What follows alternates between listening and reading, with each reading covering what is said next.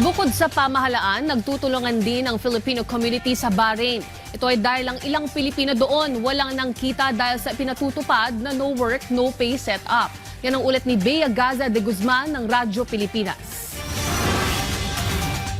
Tumutulong na rin ang ilang grupo ng mga Filipino communities sa mga kababayan nating overseas Filipino worker na apektado ng airstrike sa Bahrain. Sa panayam ng Radyo Pilipinas World Service, iniulat ni Good Cause Bahrain President Antoinette Avila na katuwang sila ng Overseas Workers Welfare Administration o OWA sa paghahatid ng mga pagkain at iba pang pangangailangan ng mga OFW roon. Ilan kasi sa mga kababayan natin sa Bahrain ang apektado ng no work, no pay setup dahil sa tensyon sa Middle East.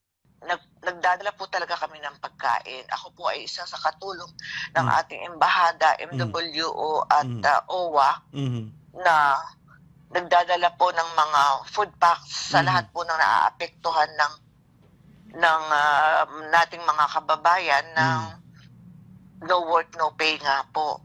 Kaya po kahit paano po lahat po, oras na may tumawag po sa amin, kailangan pong magbigay kami ng mga pagkain. Samantala, nilinaw ni Avila na wala pang Pilipinong naitatalang casualty sa Bahrain sa kabila ng missile strike ng Iran sa naturang bansa. Kaya naman mas maigting ang kanilang pag-iingat lalo na sa mga debris ng mga nai-intercept na missile. Sa ngayon po, sa mga Pilipino po sa atin, wala pa pong casualties o kahit na ano sa awa ng Diyos. At ang nagiging lang po namin siguro yung ibang lahi. Alright. Na nung isang araw din po meron pong ang pinaka lang po namin dito is yung debris.